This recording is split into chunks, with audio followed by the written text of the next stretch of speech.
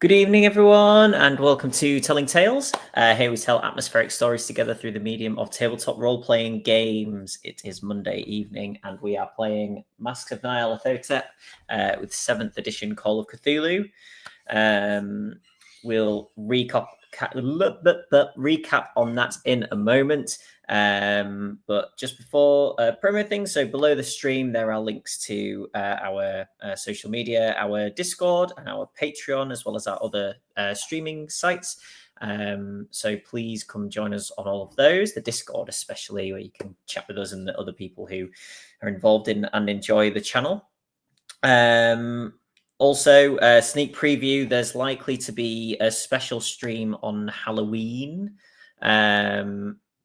A game that I will be running, and some familiar faces from this evening will likely be playing in. So yeah, but okay, back to Masks. So the group are in New York, having done the Peru prologue. They are investigating after the violent murder of their friend Jackson Elias, who they met in Peru. There has been lots of strange activity ongoing, lots of pieces of information for the crew to digest. They think they may be nearing a conclusion to their investigations, perhaps. They are investigating at an art shop known as Juju House, which is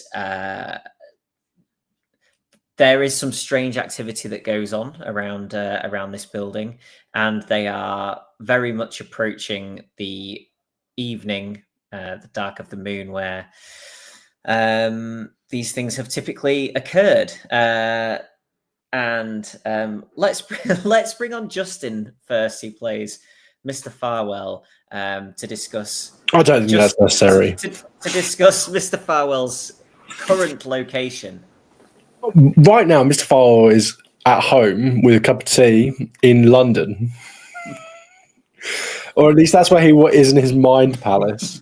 While he stands precariously over apparently a creaking ceiling / floorboard above Juju House, where, having investigated the connected attic between the Juju House building and the abandoned building next door, has found that you can just walk right across to the creaky floorboards directly above the head of the proprietor / shop keep.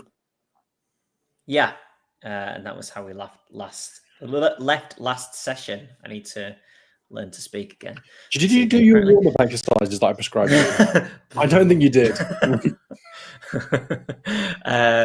Cool, thanks, Justin. Let's bring on Mrs. Farwell. Hey, Sam. Hello. So, yeah, I don't think Mrs. Farwell is quite aware. I'm not sure that you would have heard the clicking lock on the door next door yet. I'm kind of between the two, aren't I? From memory, I was like climbed up to the attic with a light, but I wasn't in the attic. So yeah. So how's Mrs. Farwell feeling about the whole plan thus far?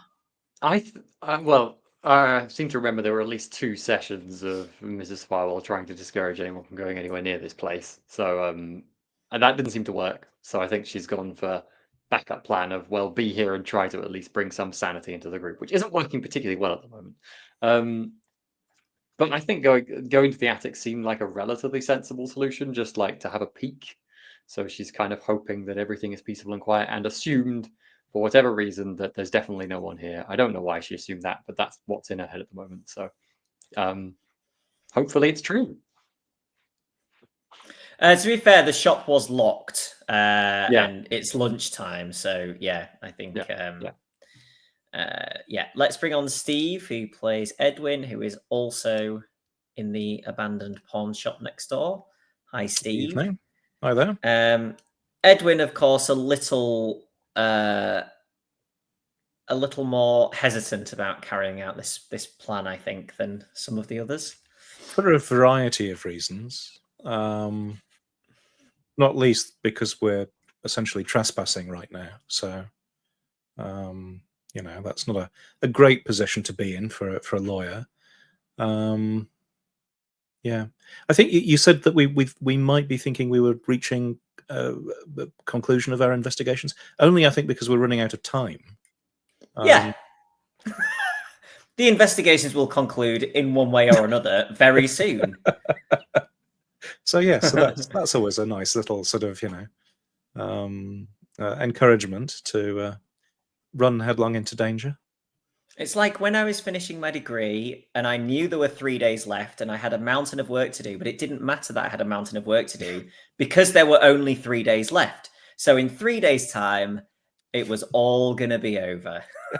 No matter what. I'm not sure. I'm not sure explorers on the ocean would view their vessel sinking in the middle of the Atlantic as the end of their journey, Jonny. I feel like that would still be some sort that's of a mindset thing. I'm not saying I'm better than them, but maybe my outlook is more positive. Okay, so the other group of Merit and Ted were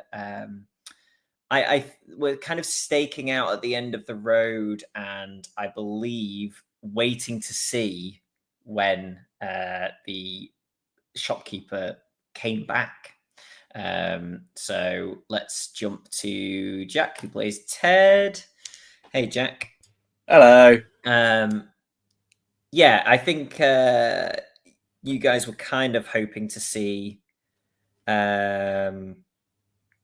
Silas and Kwane coming back to the shop after having been out for his lunch was the plan, I believe. Yeah, we were going to go in.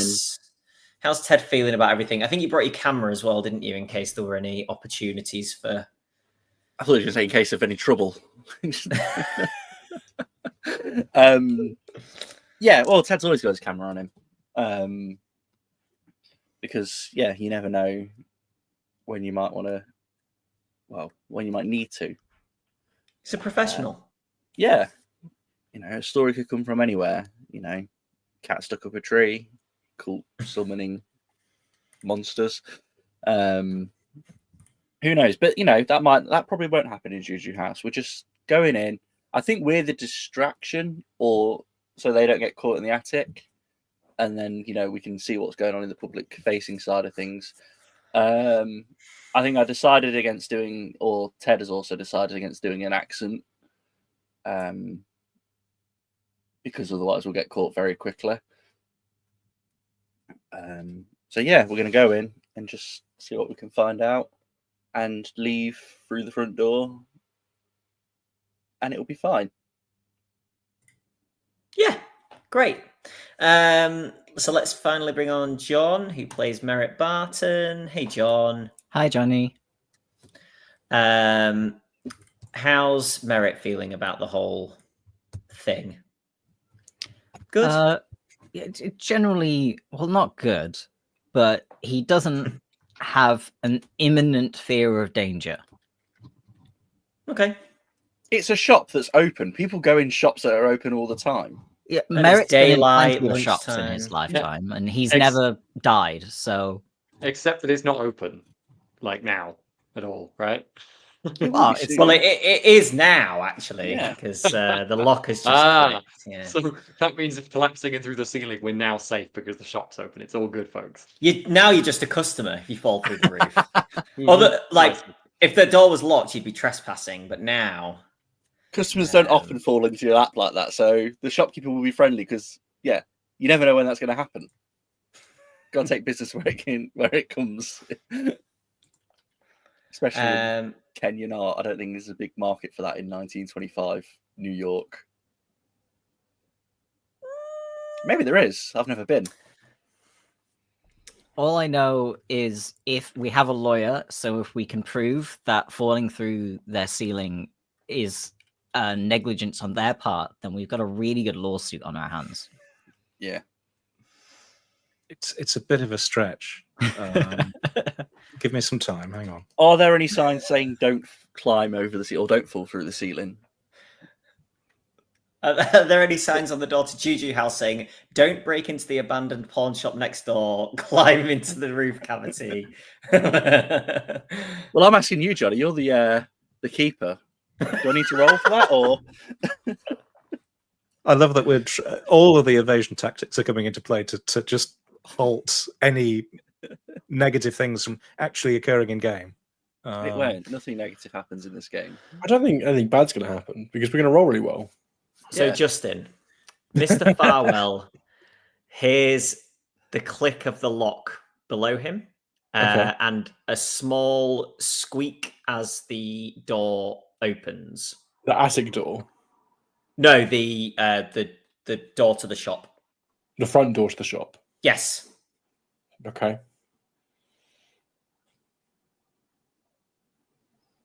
So, does it sound like someone has exited or entered? You. I make a listen roll or equivalent. Yeah. Make a listen roll. I think this has a appropriate 20% chance of success. That's not bad. I'll take those odds. I fail. Okay. You're not sure. You heard the door unlock and open, Cool. but you didn't hear any internal footsteps or anything that.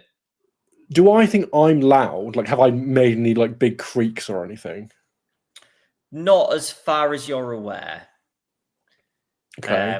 And I imagine, I don't want to speak for you, but I imagine that you've been relatively slow and steady and not kind of banging around. That was the plan. But I don't know if that's been communicated to the person downstairs that they're not supposed to be able to hear me. So yeah, you hear the door sort of squeak open and it stays open. So you would assume that either the person has come back or whatever and has now set the door to be open. The door's open. Right. Yeah. Can I see any light or like is there any clear like like hole that I could press my eye against to see what the fuck is going on downstairs? There are very thin bits of light coming through and almost dappled. These are reasonably well boarded. You can see a slightly brighter section of light in a square at the other side of the like the far end. Yeah. No. Which you assume is the door, is the attic door. Get behind me, Satan. Like this is like if I don't think I've been very loud, then I'm going to stick to the plan, which is to wait for the people downstairs to enter and start making enough noise that my presence. I'm going to kind of just like find a kind of comfortable position to stand in that doesn't squeak too much, and just kind of stop because there's people moving downstairs. Okay. Assuming Wilfred has noticeably reacted, because I can't hear this from where Yeah, I think you might see like my hand like kind of like make a movement like or put my hand to my lips or like raise a hand to say stop or something like yeah, if I'm hearing sounds. In that case, I think I will very cautiously descend the ladder, knowing that Wilfred's staying put, because I figured it's probably important to let Edwin know that he's next door as well before Edwin goes banging on a wall or something. So presumably I'm not making much noise on this, and we're in the neighboring building, so hopefully it's okay. Yeah, it's fine. Yeah, I will go whisper, Mr. Bryce, someone's next door. Yeah, I think Edwin will sort of freeze instinctively. Not sure what he was doing. Probably mid sort of looking around for an entrance into the basement. But yes, I'll sort of stay still and then just sort of freeze and just listen, see if I can hear anything. Okay, just quickly jumping to Merritt and Ted. So, can you make me spot hidden rolls, please? Yeah.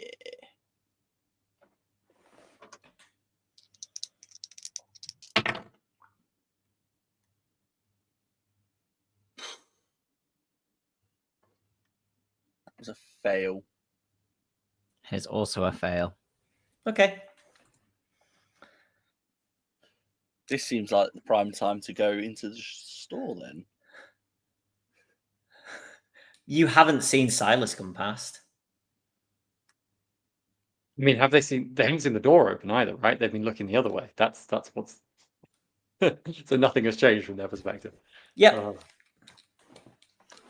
Be more observant. That was your whole job.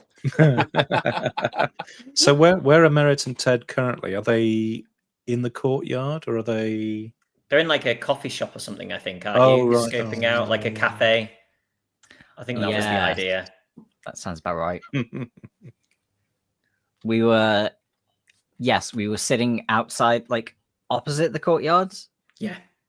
See, so yeah, you can see down the whole like the passageway, but you failed your spot hidden. So I don't know why it didn't occur to us that a person who very well might live in the shop might also take his lunch breaks in the shop. But I think live in the shop. like I think that it was clearly a possibility. Like I'm not surprised by it. You know, I think we Okay. kind of knew it was an option anyway. So yeah, how long will you wait, Justin, before me? In fact, can you make a group luck roll? So whoever has the lowest luck out My luck of is, I think, Edwin, 20 Mr. and something. Mrs. Farwell. My luck's 27. I suspect you have the Have you last look. spent any luck? Despite Sam's urgings, I've only spent 3 luck. I rolled 35, so fail. Okay. 5 minutes pass unless But, you like, want to move we before had- that. And We had a plan, which was that the rest of the team was supposed to go into the shop and make some noise. So what the frick is everyone doing? We had an agreed plan. It's cold. That was We their had the job. plan when he returned. Yes, I think so. From because there was a set of times on the door for when the lunch break was over. That was about So to I know that Merritt and Ted saw that. But yeah, I don't know. I mean, given that they're sort of down the through the courtyard and in a coffee shop, there's almost no chance that they're going to see somebody in the window of the pawn shop door kind of waving at them, is there? Also, it's such a straight line of a Not with that courtyard. If me and Edwin leave this building, he's gonna know. He's gonna be like, they didn't come Yeah, down. I agree with that. I agree with that. I think what I was thinking is if times were posted on the door, I probably wouldn't be like chomping at the bit, but I would. I think it was like 20 minutes. I think from memory, it was like 20 minutes Fair enough. before the end of the lunch break or something like that. You know, I've got nowhere else I need to be. Like, I would probably head Can you down. hold your Like, position for 20 minutes? I don't know, maybe. I mean, we must have wasted some amount of time talking and getting in. I mean, we can't remember how long. This Um, cake is really good. Shall we order another? Do a taste the menu. Johnny, was there anything like there wasn't any signs of there being very much in their portion of the attic, was there? Like it's mostly an empty area. there's like a couple of boxes, a couple of like rag things, nothing particularly of note. I'm happy to leave this area if I have any indication that the noise I might make in doing so has a reasonable chance of being masked by some other activity, like someone in the shop or like them moving around boxes or things like that. If that doesn't happen, then I'm just here, like because it's with the kind of understanding that if they haven't start shooting into the ceiling yet, then they're unlikely to start doing so at the moment. Okay. So after the first 5 minutes, which I described, John and Jack, if you want to make further spot hidden rolls.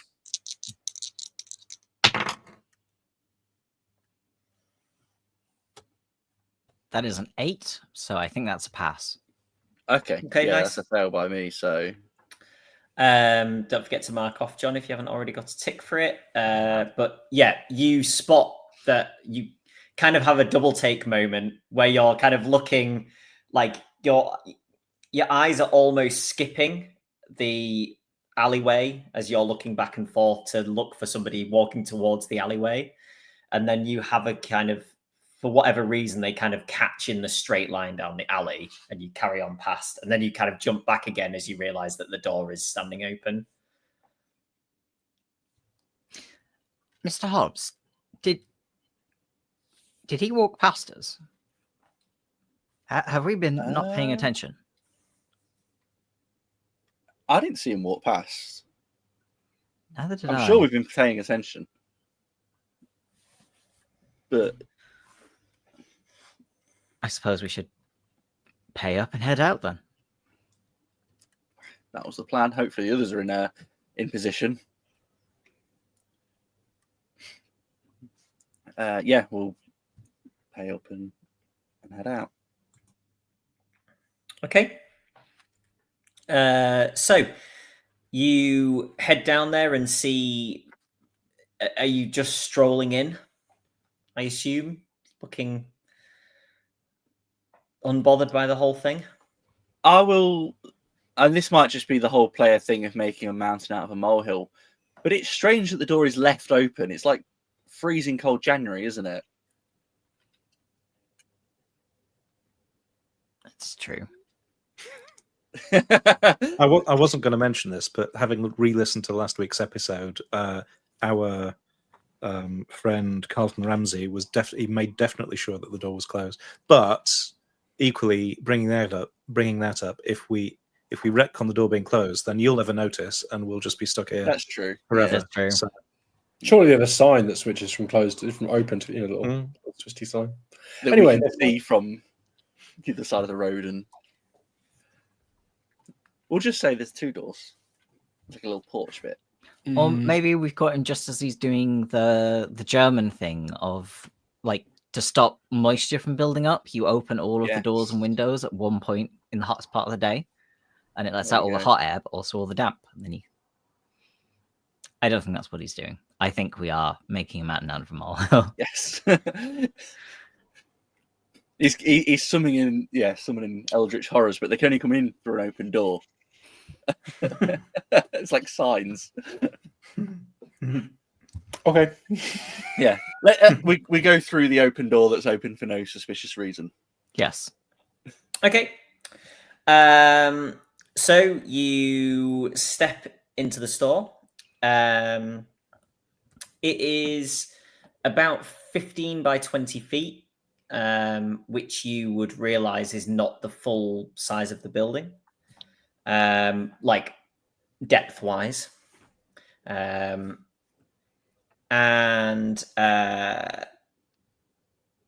you can see a thick blanket along the back wall, which may be a partition to the other section of the building.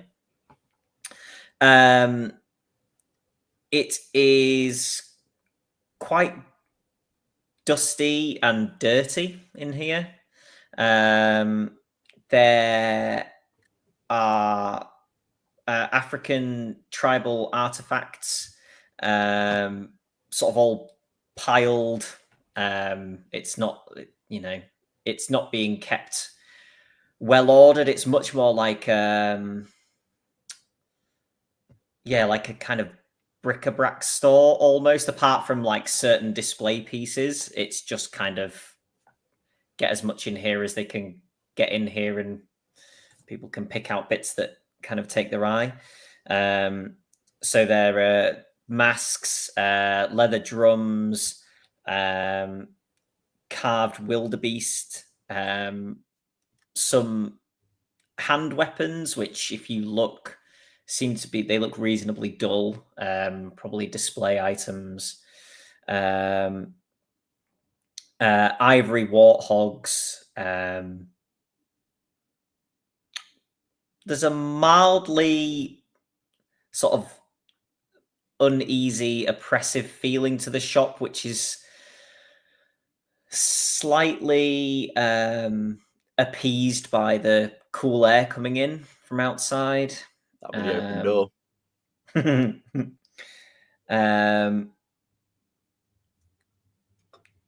Do either in fact either of you can make an occult roll if you have anything in occult? I do not, Hey, but I've got 5%. yeah, it's the Okay. base. You can roll it.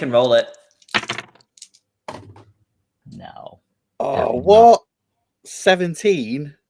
That'd be my best roll tonight. You could spend 12 luck. Yeah, spend a lot of luck. Bear in mind that you're almost certainly in a room with me when you have to make luck rolls, and so it doesn't actually matter. Like, I you have can got have as low luck 55. as you want, as long as it's over 27. But I was saying You would do that a lot. I got shot at. So there's a cluttered waist-high glass cabinet behind which stands an old African-American man wrapped in a red blanket. You can both make me an anthropology roll if you like.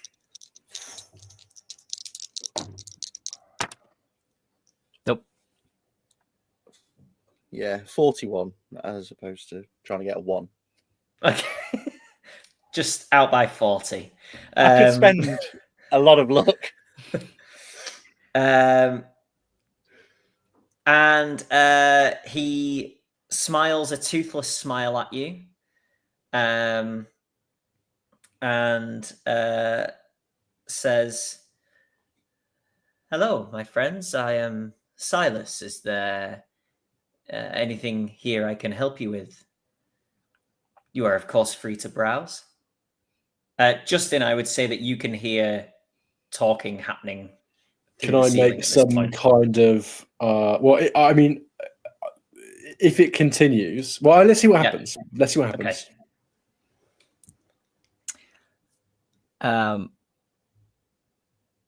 Okay. You both make a spot hidden roll as well, actually.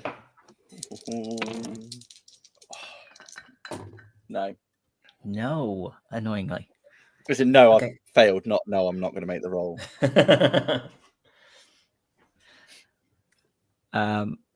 I will engage with him in what is hopefully an all right French accent because I have a 60 in French. Okay. You know, I'm not looking for anything specific. I've never managed to make it to Africa personally, and I was surprised to find a part of it right here. Justin, I would say that you hear a voice that you take a second to realize is Merit doing a French accent. I would take that opportunity. Some conversation to try and get back to the other end of the attic. Okay, can you make me an easy stealth roll, please? Okay, what is that? Can I get double? Yeah. That fails. That fails by quite a bit. I get a 90, which is not a good stealth roll. When you're aiming for under 40. Well, that's pretty easy. It's under 40. You could push it. I could push it, couldn't I?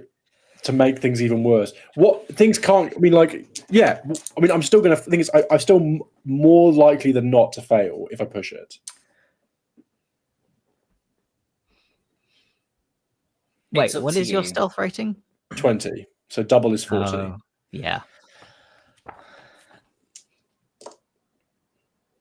Are you not pushing? Okay. I'm not going to make this worse. Okay, Merit and Ted, you see a kind of glance upwards, but then nothing. Doesn't seem bothered. And then Justin, you realize that you've made a little bit of noise. I think maybe one floorboard sort of creaks or you shuffle a bit heavier than you mean to. Yeah. Do you freeze at that point or do you just carry on? I take the bag of rats that I've been carrying and I just release them. The scuttling, makes it all seem fine. No, unfortunately, didn't bring bag of rats this time. Told you. I think fucking stupid fucking thing. I don't think this is going to get any better by me taking this slow and taking another chance of rolling another. So I think like doing like pulling the band-aid, pulling like the plaster off quickly. Fucking hell, nearly just said the Americanism there. Pulling the plaster off quickly and just moving, not running, but just continuing at your pace. Continuing out, I think, is where I want to be. Okay. Yeah, so you get down. Do you pull the sort of attic door closed from where you've been? No. No? I mean, like, Okay. if they go in there because someone's been walking around, fine. No, that's fine. I just didn't know whether you were closing it up after yourself or not. Well, I don't have any reason to go back into there. I mean, is it like a very loud, squeaky attic hatch, or is it something that conceivably could be done quietly, having opened it? I think you think it would probably be sensible to just leave it for now. Okay, sure. Then I'll do that. But yeah, as you get down, you do hear some other kind of scuttling up there. And you wonder if perhaps even any noise that you made, you may have gotten away with from whatever other a bird nest or some rats, as you said, may have been up there. Sure, maybe. Like,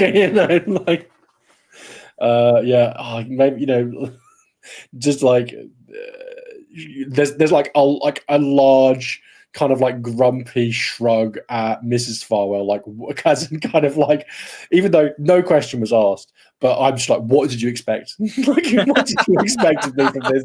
Like this, like I fucked up. Like, kind of I will. Don't even say anything. Like, it's like I will shrug, point, and gesture back, which obviously means, well, you were the one who went up first, so I know.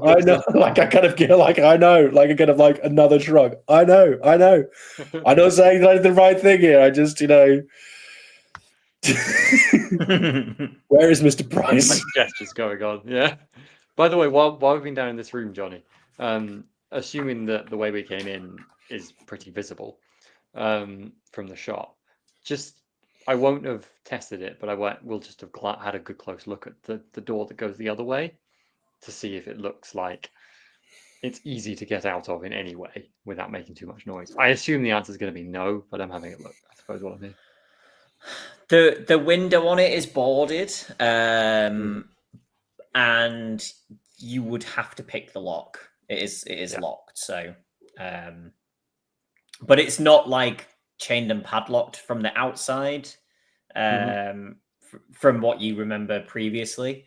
So it would just be a standard lockpick, which you shouldn't need to be too loud to be able to do. Yeah, if I had anything above 1 in locksmith, I would give it a go.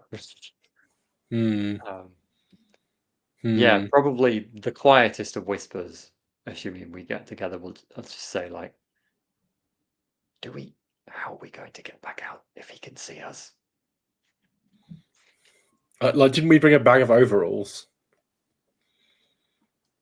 Did we bring those? I think we'll. Yeah, I think just walk right. I think out some of us are actually wearing them. We might all be. I think we did get changed into. You're right. We changed this, then I'm just like, we just walk out.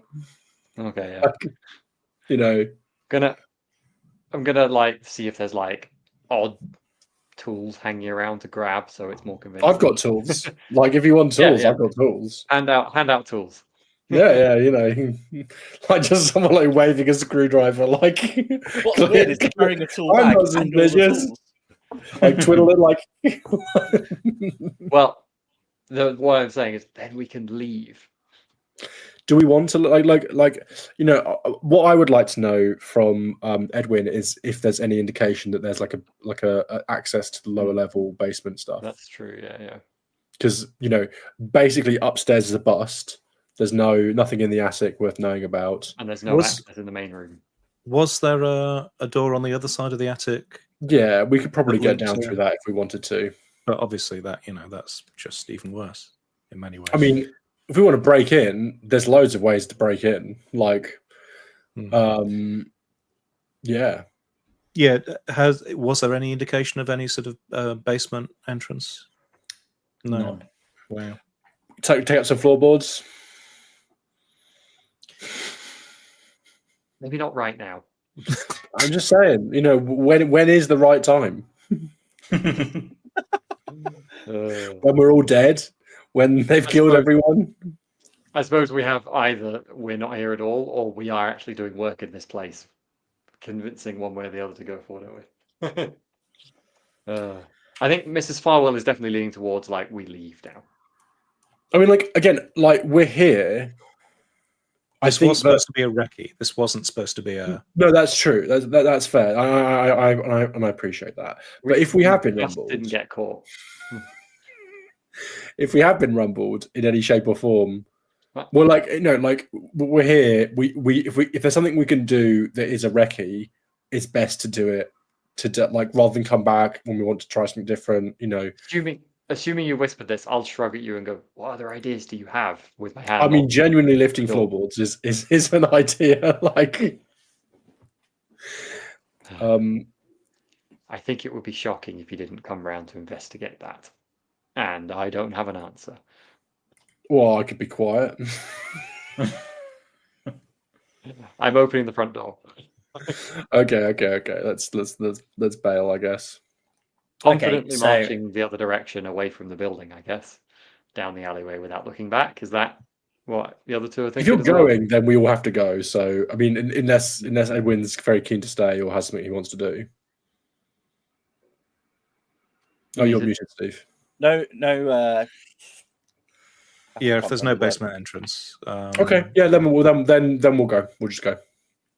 Don't look back. Just walking away from all the buildings back where we came. Okay. Yeah. So John Merritt had said, very happy to find a piece of Africa here. To which Silas again gives a toothless grin and nods, and says, "Please take your time." I will nod back and start to look around, but also sort of I think I'm still trying to make sound cover because I don't know. I'm sort of standing him on one side and the window on the other side, and Yeah. I'm trying to engage him in small talk about the things around the shop, tell me more about these fabulous warthogs kind of thing. I was going to go for the drums. In a silly sort of, we want to make sound cover. Yeah. Just work your way around all of the instruments. Yeah. We'd have been probably fine quite- pairing those floorboards. Loudly ask Silas. So, yeah. I don't know a lot about African art, Silas. And again, Ted is speaking rather loudly to really try and make any noise. These drums are interesting. Is there a particular technique? I know probably about as much about music as I do about African art, but a particular technique to playing them, or are they more display pieces? I'm afraid that the music of the drums is also not my strong point, sir, but please. Ted will definitely have a go. Do I need to roll? You can make an art craft roll, I suppose, at 1% is probably the... You can roll for hate crime if you like. I'm glad hate crime isn't the roll I passed, because I got a 93 on that. So Okay, yeah, you make a tumult, I would say. A tumult is what we want when we're trying to make a distraction and cover up the noise of someone sneaking the Yeah. attic. So I mean, overall good. I don't want to draw a crowd of, turns out, oh my God, this guy can really play the drums. And all of a sudden there's a crowd of people. Okay, I rolled to see basically the equivalent of a perception or spot hidden roll for Silas, and to peel back the curtain for a moment, I rolled a 99. So you three head out without any issue. Yeah, like with On the the- drums being in the background, like what the fuck is going Yeah, on? this does sound distracting, to be fair.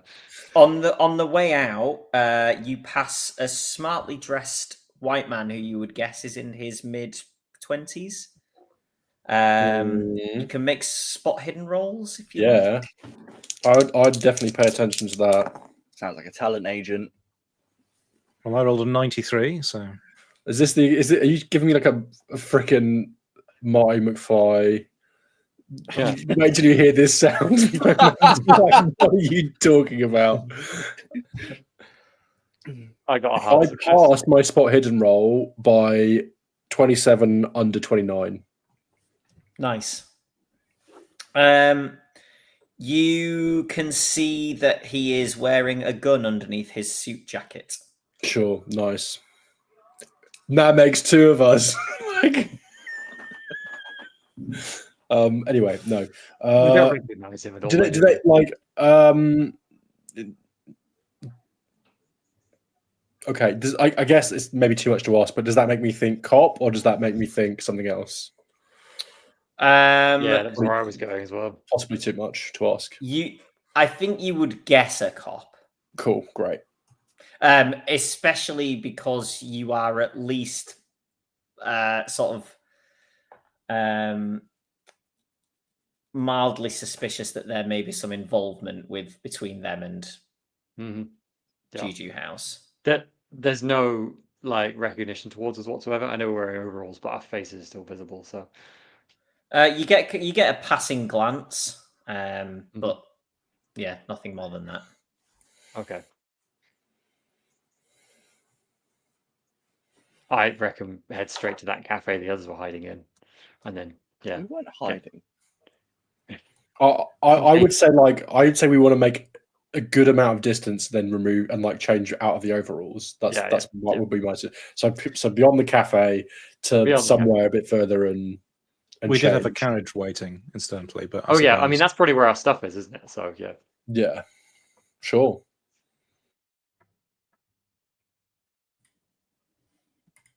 Cool. Did we or did I? Because Ted's busy with the drums. Did I notice them leave out the I'm window? happy that you can have been paying attention to if that's because that's kind of the main thing that you're looking for, isn't it? So You telling me you weren't like engrossed by the sound of the drums? I can just imagine Mr. Barton just being like looking at him going towards the drums, looking in any other direction that is not the drums, and seeing everyone leave. I think Barton doesn't have very good musical affinity, so no. Sure.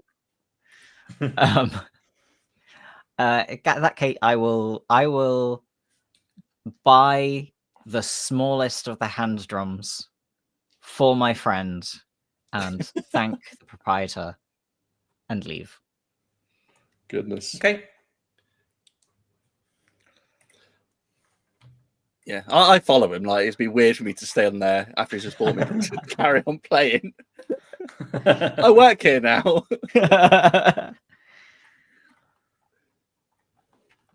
Yeah, I will Cool. thank Silas for his time. Cool. Yeah. Could I, while I'm in there, have a psychology roll on Silas to see whether he's waiting for us to leave? Okay. Like, is he actually doing a proprietor thing, or is he pretending? You know what I mean? Okay. Yeah. 39, psychology of 40. So just pass. Okay. He is the proprietor of this store and is behaving as such.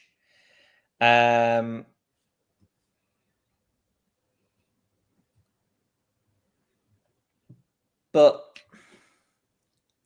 the thing that I'm thinking of, because you said it was very dusty and very cluttered, and I'm thinking of like those stories of like mafia front restaurants where people go in to order food and everyone is like, why are you here? What's going on? I'm wondering if I'm getting that kind of vibe. Yeah, they can't pull the trick of having just like loads of American confectionery. Yeah. here. So I would say that you get the feeling that it's more just like a store in disarray. But with the psychology success, you feel like his sort of conversation with you, there was almost like a polite air of interest, but that was the front rather than the shop being a front. Right. And you don't know for certain, but you wonder if he knew who you were. Right.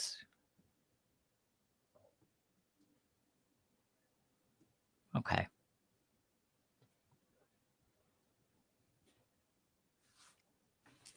I mean, there's no change there. We've been massively paranoid for ages. So he was if he does, he was doing a reasonably good job at playing his part of not knowing, but you got a little inkling that perhaps, yeah. Gotcha. So are you all reconvening? That was the plan, wasn't it?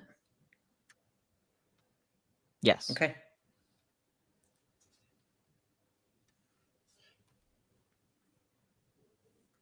Were we reconvening at the hotel, did we say?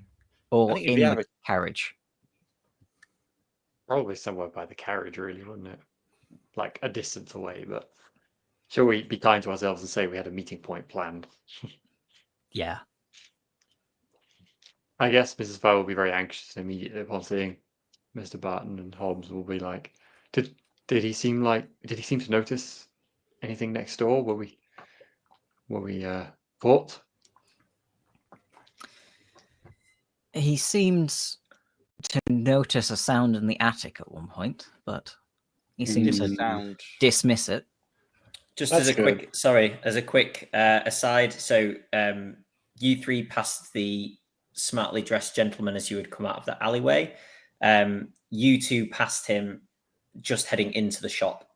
So as you were leaving, he was going into the store. Just in case that changes and you want to do anything else before jumping back to the reconvening. That's my bad. Maybe we stand not too far away from the door and just eavesdrop slightly about their conversation as you show me this drum you've just bought me. Yeah. That sounds good. Okay, can you make hard listen rolls since you're also like conversing and playing a drum? Mediating a drum at the same time. Yeah, like, look at the now loud noises I can make.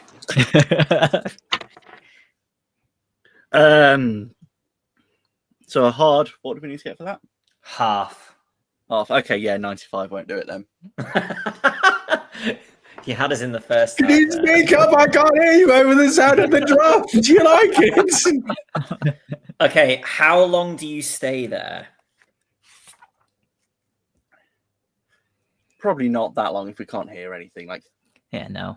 20 seconds, 30 seconds. Like, we don't want to draw too much suspicion to ourselves. Okay. Enough to have a short conversation about the drum that I'm handing over to him. Okay. And crucially, not enough time for Silas to tell a cop who he just had in his shop, and they're hanging around outside fiddling with a drum. Yes. Cool. And then I might suggest, as we leave the courtyard, instead of going straight to the meeting point, taking a brief diversion and seeing if anyone might be following us. Yeah, that seems wise. Okay. Can you make me a spot hidden roll, please? Yes, I can happily fail a spot hidden roll for you. Oh, I actually passed. Did you get a hard success? I did not. Okay. I did not either. Okay. So we've not been followed, which is good.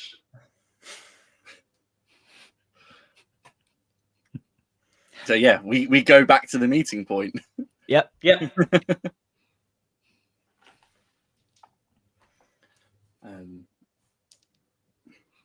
I guess, yeah, we relay this to the other group. So, did you guys find anything in the attic or any ways in? Yeah, I'm happy to go over like what happened and how I worried I was making a bit too much noise, and that it looked like there was maybe a hatch down on the other side to get down into their space, but the attic isn't full of like dead bodies or monsters or totems or an altar or books written in foreign languages. None of these things are there. So maybe it's in a lower level below the building. I suggested tearing up some floorboards, but the plan was vetoed sensibly. And that's where we got to. And so I saw the guy, thought he had a gun, thought he was a cop. And do you think I would be able to describe any of us would have been able to describe the character? I think any of you would, and yeah. I think if we've seen him as well, as soon as you start describing someone vaguely, we go, oh yeah, no, he was entering the shop as we were leaving. Yeah. We tried to see if we could hear anything, but we couldn't hear any of their conversation, so we don't know whether he was just. Do we have any idea of what Captain Robson looks like? He was almost certainly too young to be a captain. Okay, right. I reckon we don't know. He wasn't some sort of prodigy in the police force. But maybe nepotism might get him. Probably. Yeah. But yeah. Yeah. I mean, we didn't see anything suspicious in the front of the shop. Just sort of what we expected. African art. But you described the strange hanging tapestry. And then I was like, but there was a whole, that interesting. And obviously we couldn't see the whole of the shop. It was very much there's a back of house bit as well. Did you see a hatch in the ceiling that goes to the attic? I would say you could have spotted. I guess my question is: does the hatch come down on the shop side of the tapestry, or the other side of the tapestry? Is kind of, I guess, what I'm getting at. Yeah, because it's it's the front half. It comes down inside the shop. Yeah. Cool. Okay. Interesting.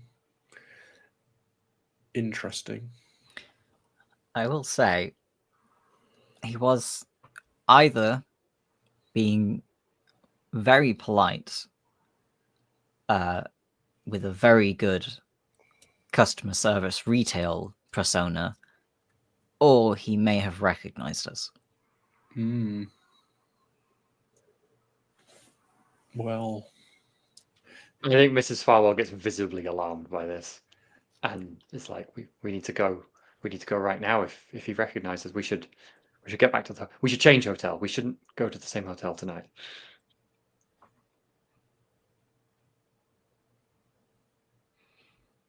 I am certainly all for leaving immediately. Maybe changing hotels is, well, perhaps. I don't see any harm in it. Well, true. No.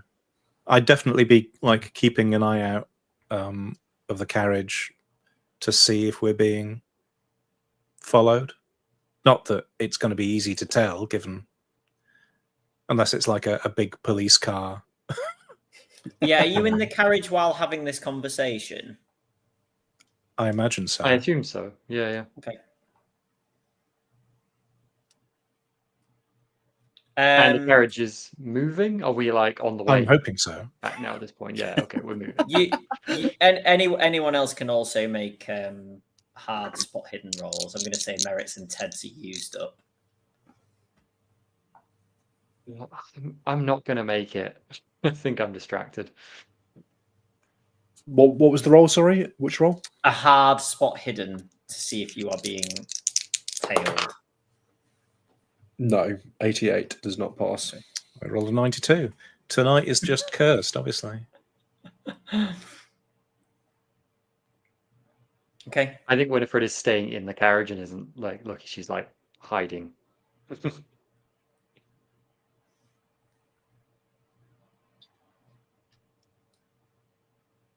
Back guess to we the go back to hotel the in the first hotel, instance, get then? our stuff, and find somewhere else. We this is a long while ago. Did we check out a few hotels before deciding on this one when we were? I think we did. Oh, Yeah. So we Yeah, know yeah. another hotel that we think, okay, we Yeah. can go to that one instead. We don't have to Mhm. go through a whole. Yeah.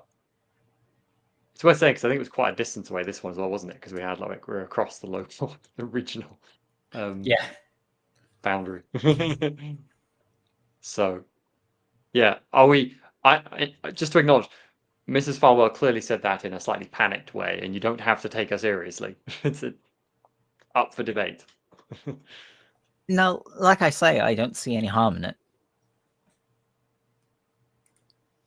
It might even be something that we agreed on like ages ago, going right. We'll just change hotels every now and then anyway. I can't even remember if we had that conversation for our life. But now, see, if we think we might have been recognised, I think all of us are sufficiently spooked enough that it's not a bad suggestion anyway. Very well. That would make me feel better. I guess it will take, because what time of day was it, Johnny? It was like lunchtime over there, so it's going to be quite late in the day by the time we've actually sorted ourselves out moving as well, is it? Yeah, so let's say, I mean, you were probably only in the shop till 1:10. So, call it there and checked out by 2. You could be at another hotel and checked in by 3, probably. Does that seem reasonable? Yeah. I'm aware you're time constrained, so I don't want to chip away. So is tonight the night it's all kicking off, or have we got another night? I've lost track of days. You've got another So night. today is the 23rd of January. That's correct, yeah. So, like, maybe in the lobby of You the new muted, Justin. hotel, sit down So for a tomorrow is the chat. lunar event, is it? The night of the 24th is the dark of the moon, yeah. So in the lobby of the new hotel, maybe like finally having calmed down a bit, we'll sit down for a chat over a coffee. So what did we actually learn from all this? I feel like it wasn't really helpful at all. I mean, I think we have learned that whatever is happening is probably going to happen in the basement of the building or the section behind the shop. If there's a meeting there, it's not happening in the attic. It's happening. And there wasn't in enough room in the front of the shop. It wasn't an open space that, if they're going to have a big meeting. And so, I think we need to go to the police that we can trust and say that we think that something is going to happen tomorrow. Yes. And it's going to happen in the basement that we don't know where it is, and we assume it exists. Yeah, I mean, that's what we got. I mean, we looked at the town plans or something, the building plans or something, didn't we? Wasn't that something we did? So we do know there is a basement area. Yes. Yeah. And may even know how to access it.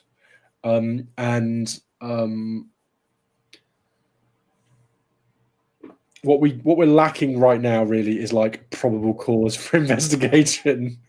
But I think we can say that, if there's going to be evidence to find about the corruption, it's going to be found then and there in that thing. And we either are going to attend ourselves, which seems likely, either trying to get into the building or whatever, or I mean, at the very least, there will be a crime committed that night of breaking and entering. So if the police want to come stop some people doing that with a massive, raid. I mean, previously, just my understanding was that the murders tended to happen around. Do they tend to happen around these events? So from what we'd heard from the previous, there were some kidnappings that happened around the events. Yeah, which was the initial reason for forgotten his name. Hilton Adams and his group going out to try and protect. So it was kidnappings rather than Well, murders in that instance. If I look at the news for the last couple of days, have there been any disappearances recently? No. No. Well, that's not a strengthening of our hand. We'll just have to kidnap someone. Well, We have I love how a tense solution is really we'll make the crime on there, then they'll have to be there. Yeah.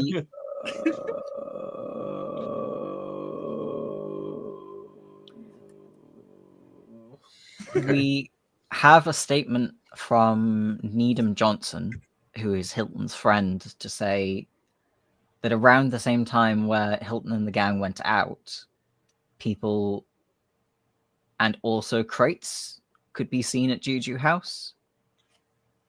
So, I mean, Officer Poole could probably find some kind of justification in that. I heard they might be brewing illegal moonshine in the basement Oh, as an anonymous tip. And if we report it to the right officer, i.e. one we know, well, we assume isn't corrupt, that tip might actually go somewhere. You know, it seems like anywhere, anytime in America, I'm sure that that's enough probable cause for a raid. You'd hope. then I think the thing to do is to contact Lieutenant Poole. Yeah. I mean, yeah, I think that's a good idea. I think our challenge is that we don't have any good reason to be there. We haven't got any great suspicions or evidence of that apart from conjecture. And that means that if we decide to go ourselves, even if we're right and we can, there is something going on there that's nefarious and we can do something about it, we still go to prison at the end of that process. Not if we go in with the police. Sure. But Okay. in what circumstance would we go in with the police? I mean, if we truly have Poole on site, he probably still won't want us there. And if we're planning on lying to them and saying there's some sort of brewing situation going on below the ground, then why would they have us along there? Yeah, we'll see what Paul says. Don't believe that we should lie to Lieutenant Poole. I believe that we should present what we have found and what we suspect to Lieutenant Poole, and then it is up to him whether he would like to put forth justifiable reasoning Sure. as an officer of the police. And I also think there is a question of if Lieutenant Poole is investigating on the night and violence is possible, and Lieutenant Poole does not think that we should be there, then as much as our own natural curiosity might want us to be there, he may have a point. You're right. I can't help but agree if he suggests we stay away. It sounds very sensible to me. I would like to request that we are involved to see this through, but I think rather than arguing about what we should do if Poole won't let us in, we should speak to Poole and draw information from him. Yeah, I agree we should speak to Poole. My only concern is that there's not enough for him to go on to go there himself.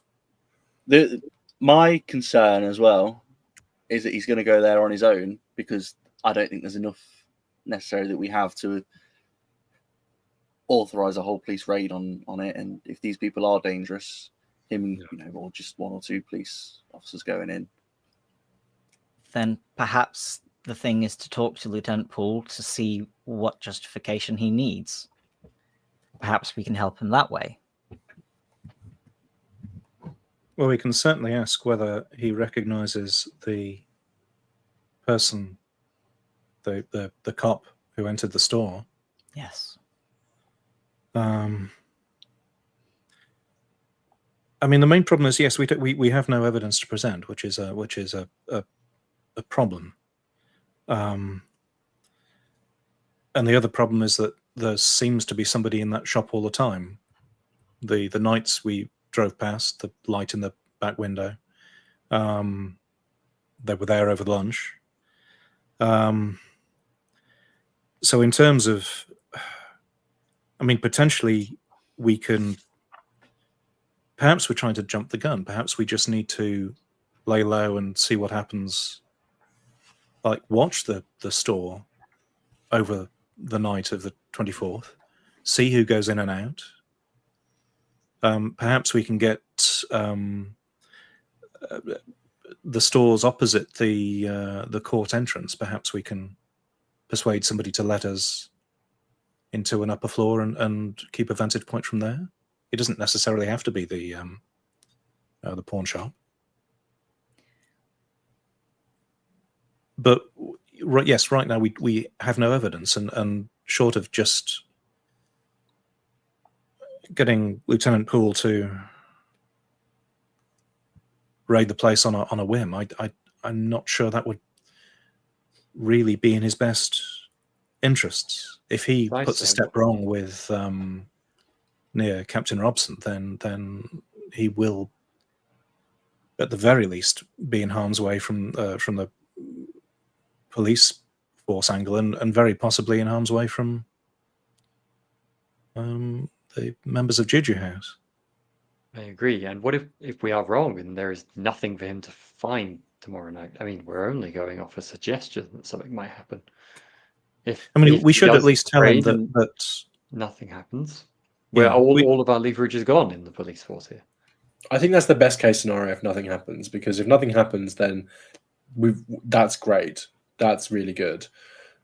I think I can't see any way of us getting more information to give to Robson immediately that will swing this. I think that it's a good idea to talk to him now or soon, so that we can at least give him what we've got, and then he may have ideas about ways of moving forward that will either he thinks it's enough, or he'll have something, or he may have something for us, or he may not. Sounds like our next step then is to go speak to him and get his take on things. What was our agreed method of contacting him? I was just thinking that I think you would go through Rebecca Schosenberg. I think that was what I was thinking, yeah. Mm-hmm. Oh, this could take ages. Mm-hmm. There is a very good chance we don't get any chance to import to regardless. Well, if it's going to take a while, so we should do that as soon as possible and go from there. What was our method of communicating with her? I'm happy to go out and get a message to Rebecca Chosenberg, and then, either via the lawyer, or if I've got a way of contacting her directly, so that she can set something up. I think we have she phone number for her, don't we? Oh, okay. Yeah. And she's probably at work because it's like 3 p.m. So that I'm happy to kind of do that. Yeah, I think I suggest that we just do that now. Yeah, give her a ring. Cool. Let's do that. Yes. So you get put through to her, and she says, "Rebecca Schosenberg speaking."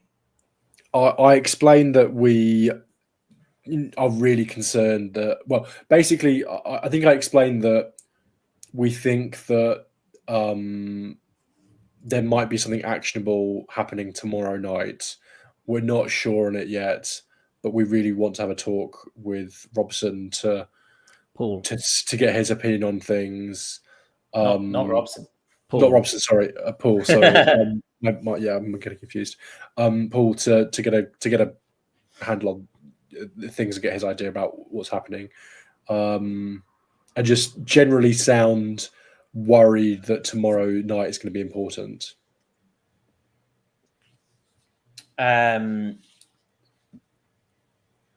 Yeah, she says, okay.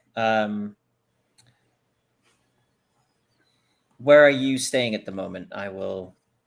We can meet you like, there's like let's say there's like a cafe or a bar or something nearby, and we can say we can meet you there, or you can call us on. I don't know. Like, yeah, maybe I get. Well, if I give you the hotel number, then you know what hotel we're at. So it's like, what does she want to know? Like I'm suspicious. I'm being followed by the cops here. She just wants Of all a way the to get people back we in can touch with you. Yeah, I think like yeah, okay. I will. I'll give the number of the hotel room that we're staying at. Yeah. So yeah, cool. She says, "I'll be back to you as soon as possible." Thank you. So are you are you doing anything else, or are you just going to hang around at the hotel and wait for word back for an amount of time? I think Winifred is staying put at the hotel now. The only thing I don't know if this would be something you can get at the hotel, or we might already have, or something you might have to go to the library for, but I was thinking of taking a close look at some maps, just like normal maps of the city, to get a feel for like the area around Juju House, where we've already been, and like good places to keep an eye on things, routes in and out of the area, like back alleys that we could dash into, that sort of thing. Okay. Yeah, do a library use roll. I'm happy that there's plenty of maps at the hotel for sure. Cool. So just as well, the courtyard is like flanked by tenement buildings, so there's the possibility that you could find a way into there. Sweet talk somebody, or give them a bit of money to be able to look out of their window for a few, Well, there was that friend of the person who served us in the restaurant. That's true. Yeah. We could endanger their lives by, How was your roll, I Sam? Okay, fine. Yeah, if something comes up needing local knowledge, remind me that you've got that if I forget, and I will. I'll make a note. Okay, after let's say half an hour, you get a call back, and Rebecca says, "Can you meet us at that same diner as last time in 45 minutes?" Yeah, I kind of like seem to relay this to the group, and everyone seems happy. Then yeah, we say that's fine. Cool. So yeah, you have a plan to meet Paul and potentially Anne Schoenberg. Sure. Cool. Anything you are preparing or anything before going there? I mean, maybe we should just talk about what we're going to say to Paul here. Like we've went to check the place out. We have reason to suspect because like there's. Well, we can mention that Arthur. I mean, this is circumstantial, but Arthur Emerson felt that Silas Nquane was not a nice person. That something was going on there. And we've the local people thinking that place was weird and. Oh yeah, from the yes, because the person had seen. Well, there are numerous reports of sort of people being going in there and whatnot. Yeah. When did we? How did we establish the full moon or whatever it is connection or whatever it is? That was the restaurant. That was the. It was just that place, wasn't it? Yeah. So I don't know how we're gonna, justify that as well. But Needham Johnson had also mentioned it earlier. We just hadn't sort of made a connection. What was it about the restaurant that we? Oh, because they said that it happened. There's the meeting. The person serving us told us about a friend who had visibility on the place and saw these things, and yeah. Okay, in which case, like we have I think we can say that there's meetings there that will happen once a month, around this time. I think we can say that, we've seen somebody we think are, we've seen someone we can describe as police around there, so we think that there's a good chance they'll be at the meeting. We're fairly sure we know where the meeting will be happening in the building. We've seen the plans. We know the layout of the building. In theory, you can access it through this place. That maybe we could stake out the whole thing and watch what happens and go. I mean, in maybe the cops could as well. Maybe. Yeah, Paul the we being the royal we in this case. Sure. Or something. So something like that might be good, but it, if if we're going to observe something, it's going to happen tomorrow.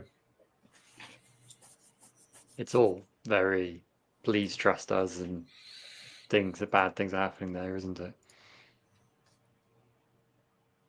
Well, they don't have to raid the place immediately. If they're watching tomorrow night and they see somebody being,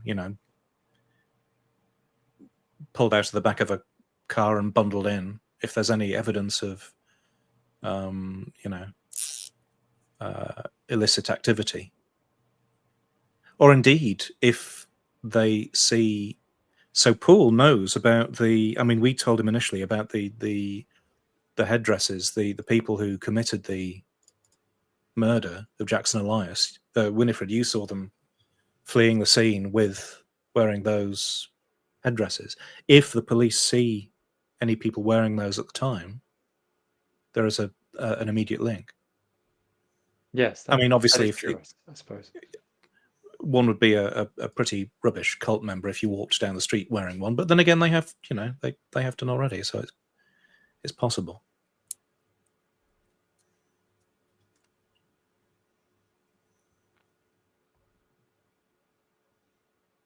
But yeah, short of getting everybody out of the place somehow by means, I don't know how we could do it. There isn't much chance of us getting in there unobserved, I don't think. Yeah, I agree.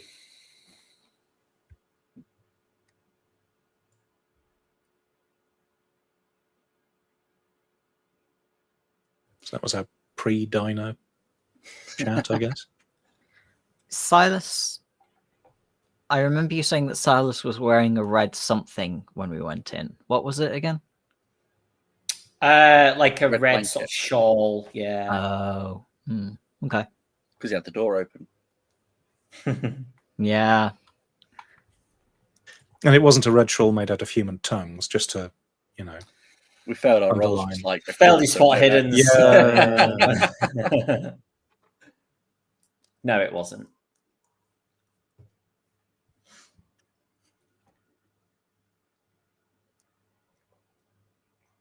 I guess Okay. we head to the diner then. Yeah. Cool. Yeah, you head in, and Paul and Schoenberg are in the same sort of booth that they were in last time. And they've just been left the pot of coffee, and there's more of it gone than you might expect, considering they've probably been there a maximum of 20 minutes. Lieutenant Paul's looking pretty tired. He's clearly had a long shift. But he gestures you all to sit down.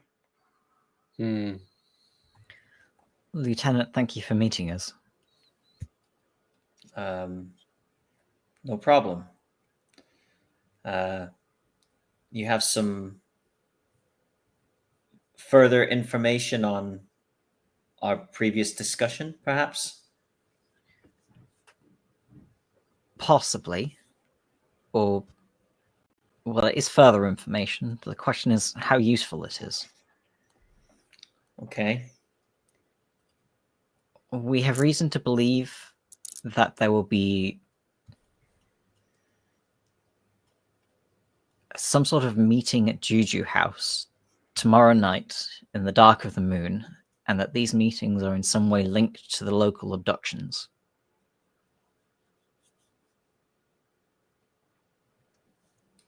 Okay.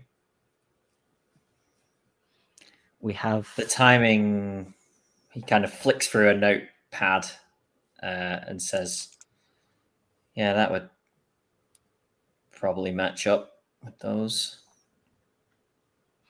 we have eyewitness reports from at least one local and someone else who was investigating it, putting a number of people, all sorts of different people, and a few crates at the scene.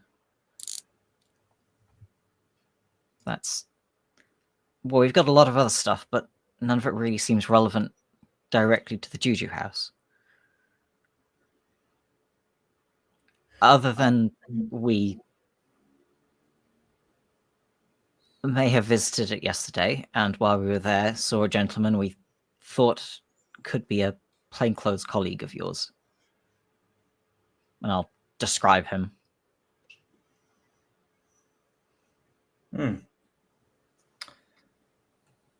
A colleague of mine in name, perhaps, but Of course.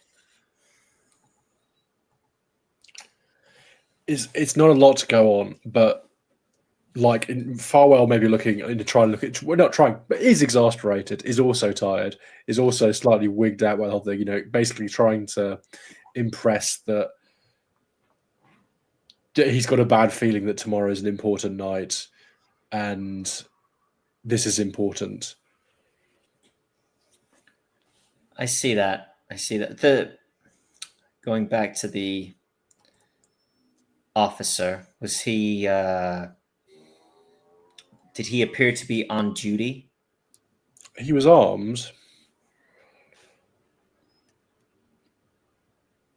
Was he in uniform?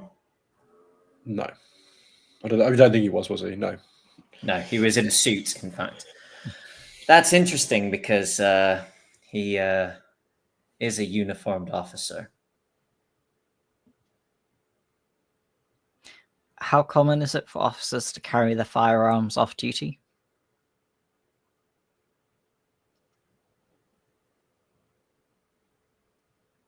That's the question, isn't it, Mr. Barton? Okay.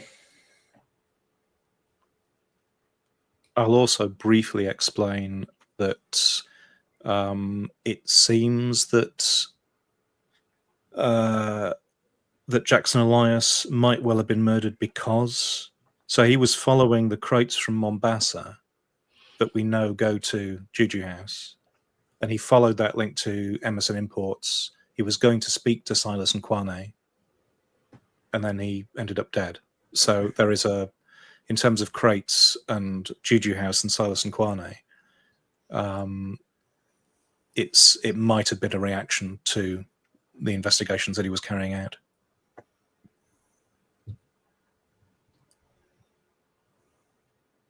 I see.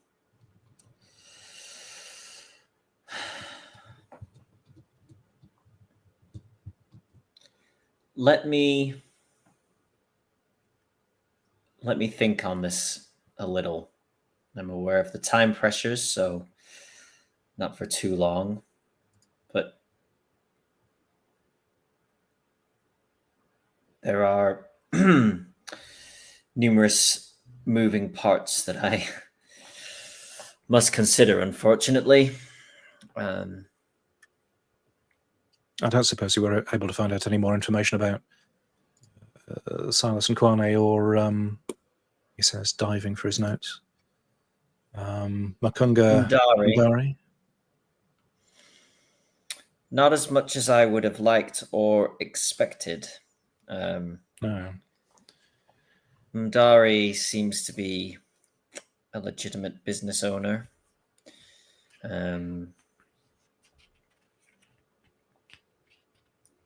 Sometimes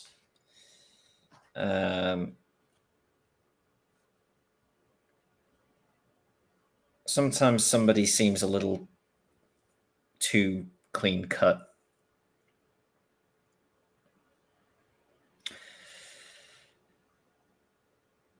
Is there anything else that you have seen or? do we have enough to talk about? I mean, I'm going to grab my notes, but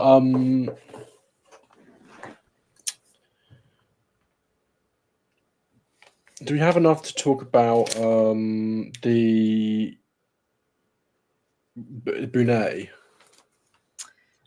I don't think we have anything directly linking her to Juju House, but I was going to ask if the name Bunay, or specifically Umwaru Bunay, rings any bells due to a parallel investigation. You get a blank look from him. That's fine. That's fine. I think we know that that Did she join the expedition? we know Bunay, that no. Carlisle was with her, like before he kind of totally went off the rails. Yes. He was with her in the area of Juju House, or at least that that region. Yeah. Regularly, but that's I think all we have. Then I So think she might have been going there with him, but I'll say we have a vague possibility of circumstantial evidence that Juju House may have had something to do with the disappearance of Carlisle, but that there's nothing directly linking as yet. But that if he hears anything about a woman called Bunay, to let us know. Okay. Yeah.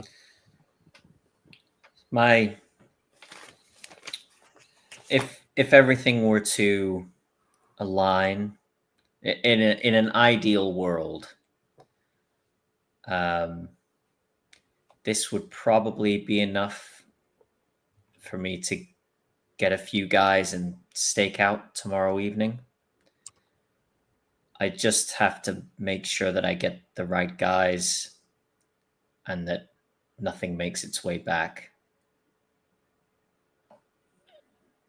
there might At least until the right time for that to happen.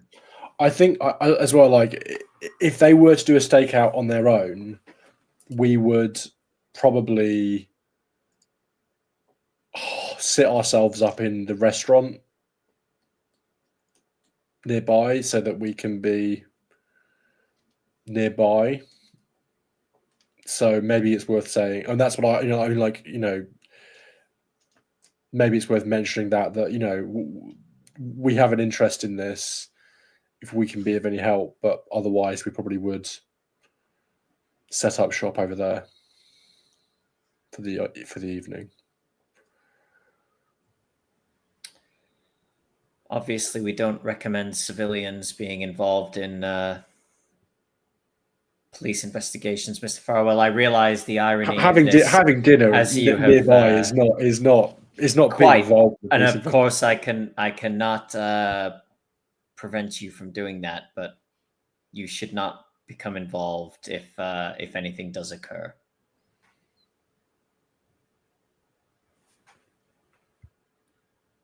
Silence. If there's nothing else, he goes to stand, finishes his coffee. I think I trust him enough that I will tell him about the crawl space that the attic is linked. Yeah. I think That's totally a very good reasonable. stakeout place. Well, I mean, it is if you're quiet. He raises an eyebrow and says, the one leading from the disused and locked pawn shop, Mr. Barton? I assume the door isn't locked. It's just kind of like that might help. That might be personal information to you. I mean, it is fair to say the door wasn't locked when we last entered we found it. When we broke it into. No, to be fair, it wasn't locked when we entered it at any point because It it has was never locked when been we were locked. able to enter it. So that won't be lying. Look, I'm so sorry. Like, Like, it's not a serious. I don't even. It's a victimless crime to trespass in an abandoned building. There's literally no one gets hurt. We are currently He's- confessing a crime to an officer. He's I love, like, Paul is so unbothered by this, and I love that Yeah, Mr. exactly. Farwell is continuing to like. I'm like, I don't know, like, what's going, like, no one gives a fuck. Half an hour passes. Price, control your client. Big paper bag and just You waste taxpayer dollars on putting me in prison for breaking into a house where no one lives. Perhaps if you were to investigate a possible breaking and entry at the pawn shop next door, then you might just happen to overhear something. Or there could be an arson. That's always an option. That's a step more extreme, Mr. Farwell. I'm shooting glares at you now in front of me. I'm just saying, there's lots of opportunity. There's lots of things that happen in this city. I have. And maybe they're even doing brewing moonshine. Let's just throw that one out there as well.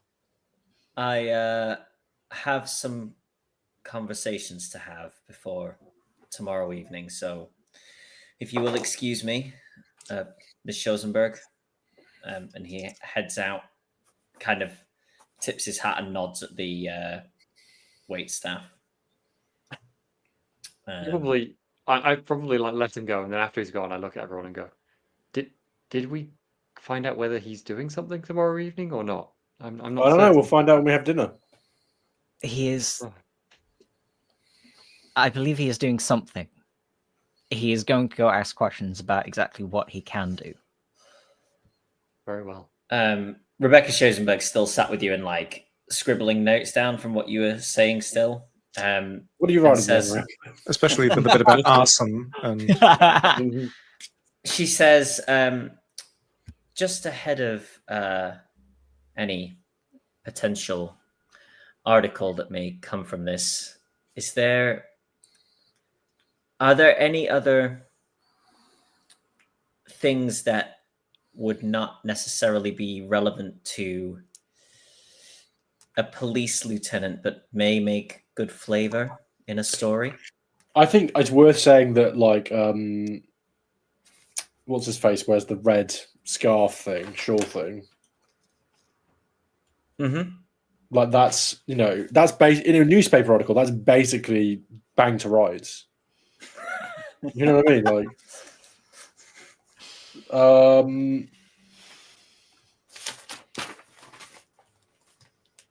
I mean, we could always kind of recount the information we found so far about. It depends what this article is about. If this article is about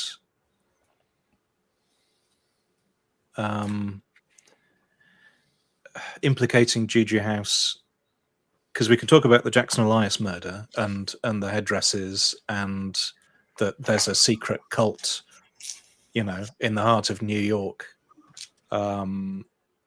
If we wanted to go that far, we could. I was thinking police corruption at the highest level sure. covers up cult activity, framing innocent man. It If sounds only we accurate had. if we can prove it. It's accurate. And there's the rub. rub. There's the rub.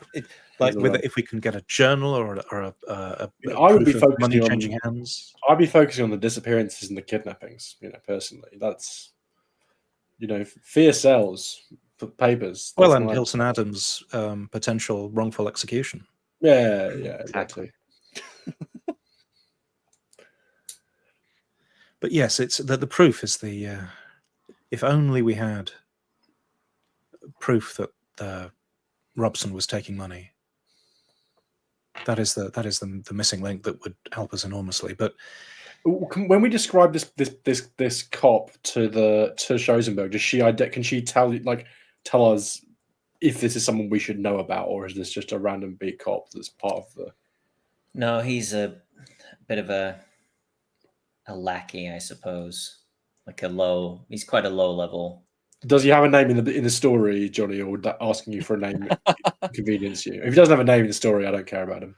I don't want to know anymore. Wow. It's, It's like You don't want Jenkins. to humanize him for when you've got to gun him down later.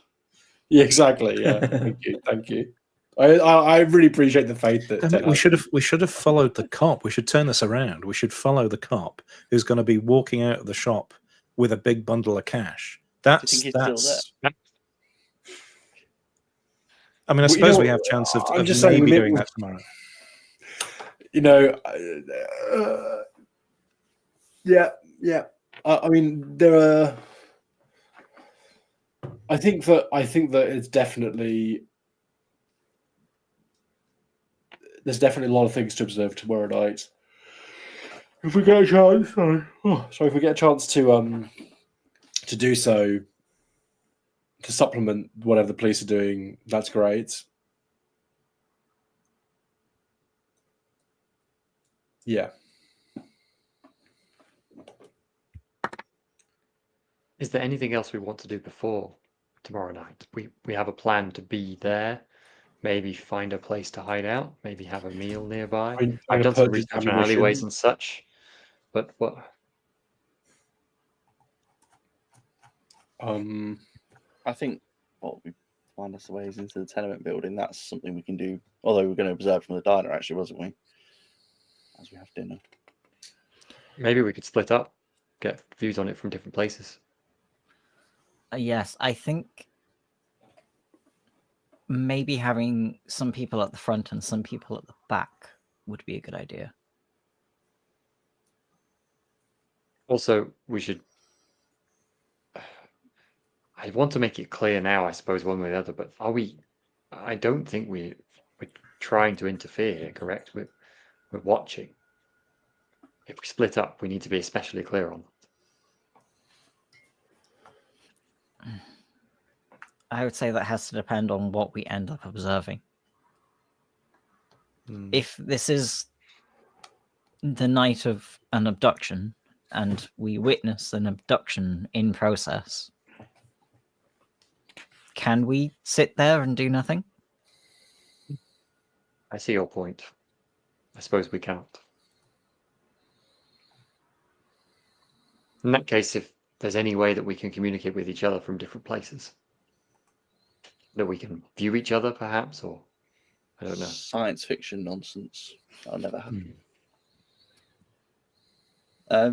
Well, A mirror and a candle. Well, lanterns we could use. Flash bulbs from Ted's Possible. camera.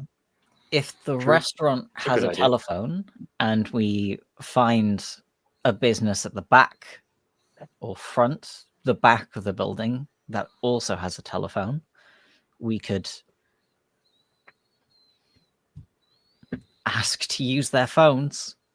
Johnny, given that I looked at maps and stuff, are there like some obvious businesses or places around the other side, not the entranceway, but the back way by the street that we could perhaps use, or is it all like residential and stuff around there? So around that side would be the restaurant that you actually ate in. That's where that was. Okay. You could see like the back of the. Okay, So, so there's, it's like there's no door for the back of Juju House, but there is the door Yeah, to the yeah. back of the pawn shop. That's the side that the restaurant was. So the other side would be more residential then, by the entranceway. Near the entrance, so there was the cafe directly opposite that entrance, which is where those guys were scoping out. So yeah. if there's no door to Juju House on the sort of other side, it doesn't seem much point to be scoping out that side, does it? No, there are windows there, though, aren't there? Yes. Yeah, we want to get a view in the back window more than anything. There are That barred seems like windows. a- Yeah.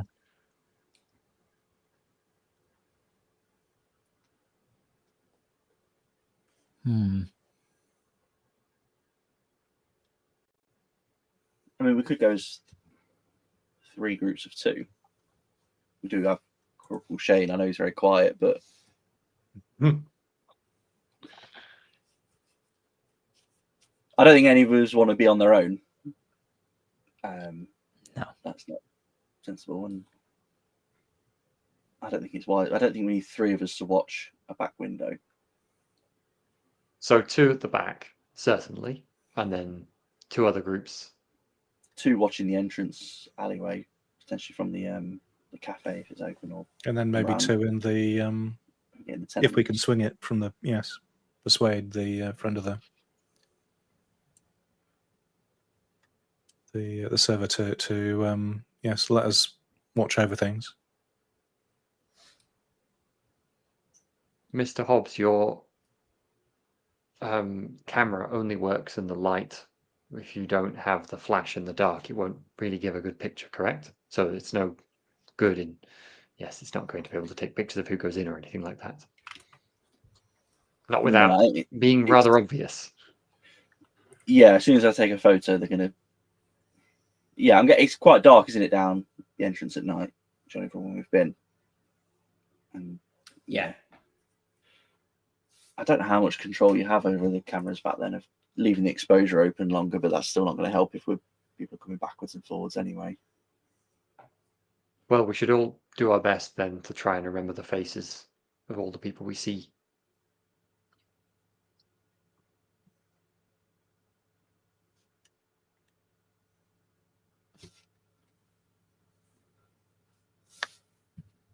So I suppose tomorrow morning we ask around the area as subtle as we can to try and get access to a few places.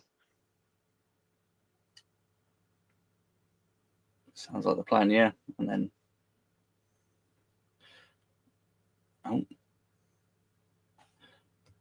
Oh no!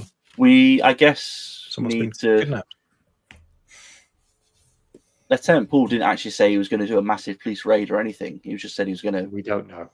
We don't know what he's going to do. He might. I think might stakeout is where we're Yeah. currently sitting. Yeah.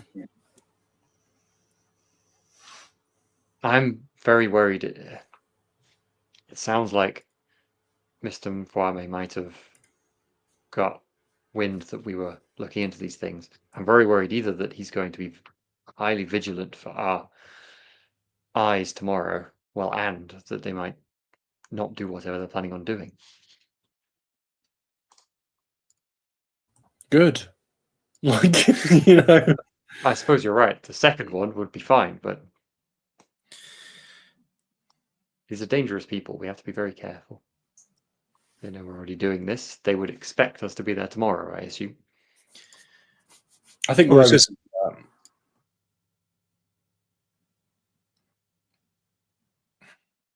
I think by attempting to observe the place from places other than the pawn shop, I think that that lessens risk. But yes, there is still there is risk associated with it.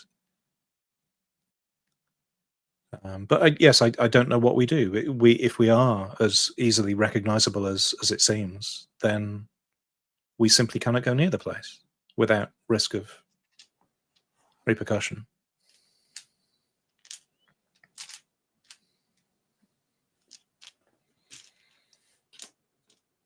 If we want to investigate, we're in disguise. If we want to investigate it, though, we're going to have to, or stake out. We're going to have to go near it, aren't we?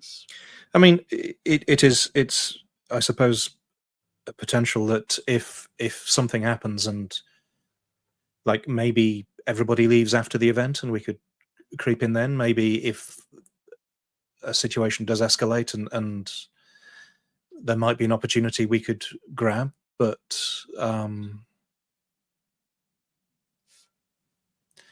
we haven't been able to find a place unattended beforehand, and I doubt we'd be able to.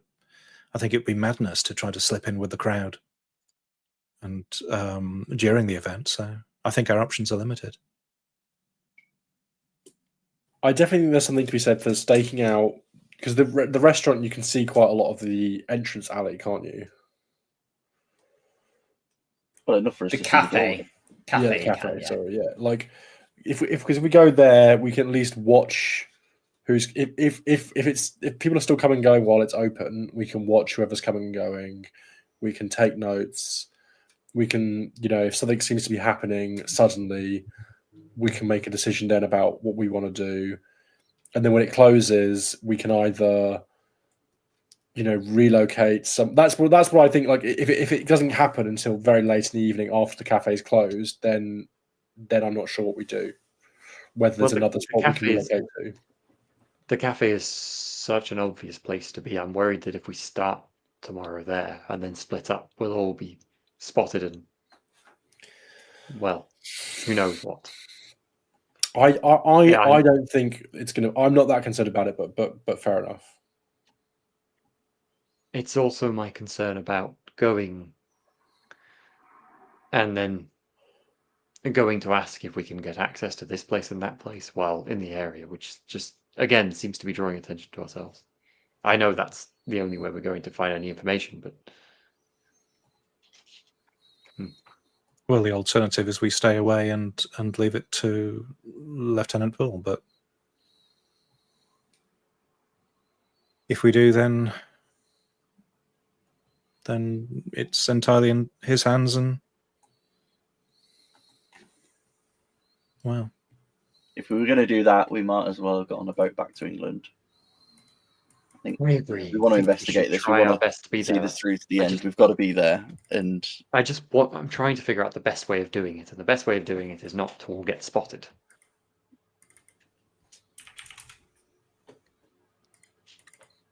Maybe. So working in small groups, different locations, maybe phoning the restaurant and persuading them over the phone to. Do we remember the name of the lady who served us? Did we catch her name? Could we talk to her a little bit? It's kind of whether we might have got a name from her. I'm happy that you can have. Okay, so perhaps we could call ahead and ask for name of server. I don't know if she'd be willing to do us a favor, but I certainly don't think that would be something that could be discovered by nefarious agents.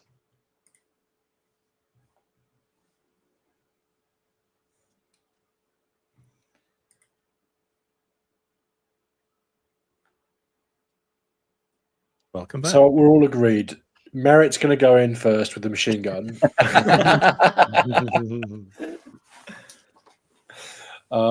Yeah. I mean, I think splitting up, some of us going on the front, splitting on the back, it's a plan. I'm happy with the plan. I do think that it would be good to work out what we do if the whole thing happens so late in the evening that most places are closed. Is there a third spot that we can go to, maybe a rooftop or an alley, where we won't attract too much attention, but we still have reasonably good views?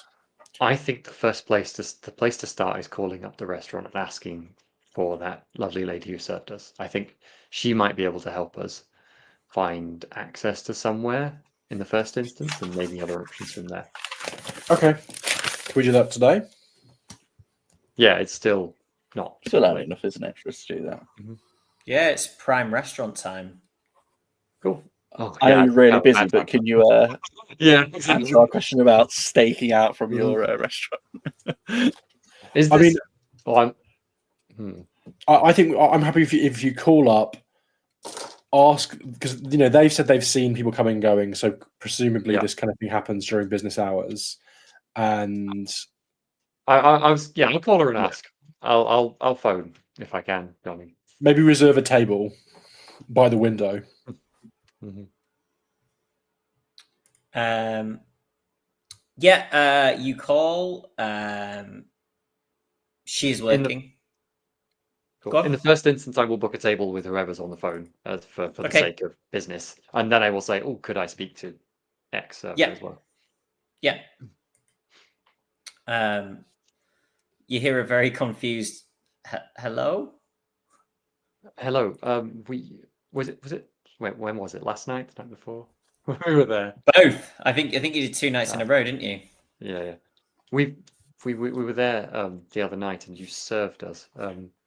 We talked a little bit about the Juju House place across the road, and well, to be frank, we try. I probably say this quietly on the phone, which is ironic anyway. We're trying to put a stop to the various deeds of that place as best we can. And we thought you might be able to help us. I've booked a table in for tomorrow evening, but maybe we could meet you before opening.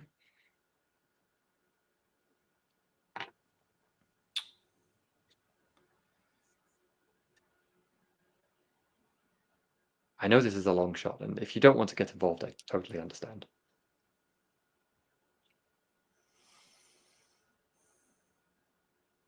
I could also roll something if you want, Johnny. It's up to you.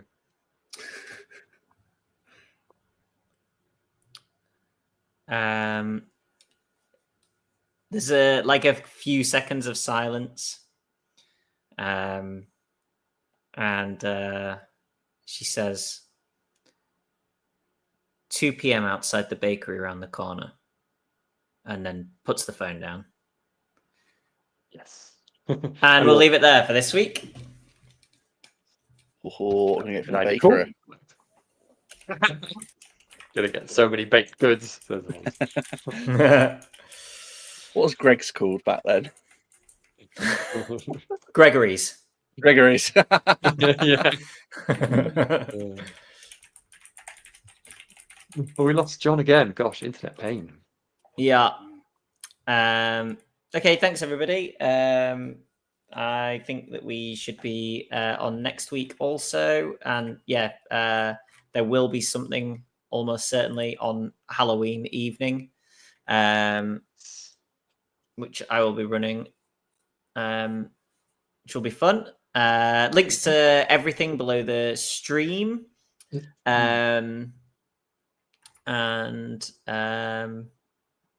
Yeah, I'll deal with putting things on the screen. It's all gone mad. Oh no! What time Yeah, did it work around here, Johnny? And I don't know if it's worth we say as well, but we're hoping to be doing a Telling Tales anniversary thing as well at some point, aren't we? Which would be quite nice. It's still awaiting scheduling, but probably first reveal at the end of this stream. So congratulations, you folks. Yeah, that'll be put up in a video at some point, and we don't really have explicit plans, but it'd be nice. Celebrate some amount of years that I don't. Does 5? anyone know how many years it is? 5. It's 5, 5, yeah. 5 years. Yeah, we better do something special as well, haven't we? Yeah, because it was during COVID, wasn't it? Oh, yeah, began true. proper. I enjoyed this one from John at the start when I asked Justin where he was, and he said, "I'm sitting at home drinking a cup of tea."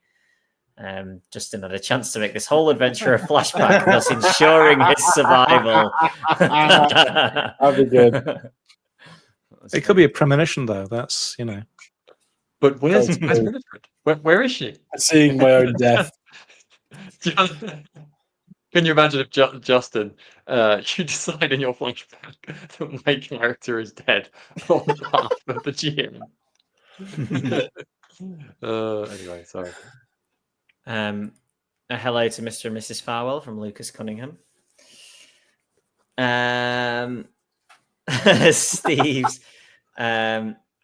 You see a thick blanket along the wall to deaden the screams. Oof. Or the drumming. That's true. A callback from 42. When you go back to the shop, don't forget the bag of rats and poison needles.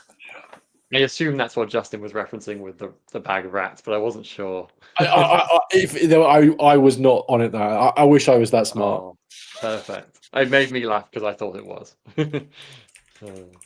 For those who don't know, go and watch Morkborg, yes. Oh, yeah, brilliant. So good. I think our plan is currently on a similar level of Yeah. Yeah, what plan? Like,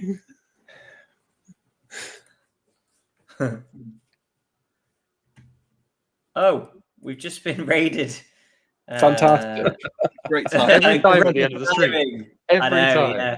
Yeah. One Thank you. exciting adventure we've all been on. If only the people who raided us had been here earlier to see the exciting stuff when the excitement happened.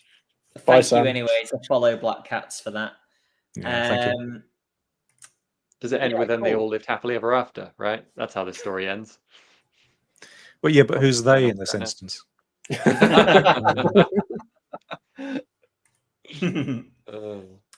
Cool. I think that's everything. So we will catch you next week for more masks and more Nyarlathotep and more of. See you later.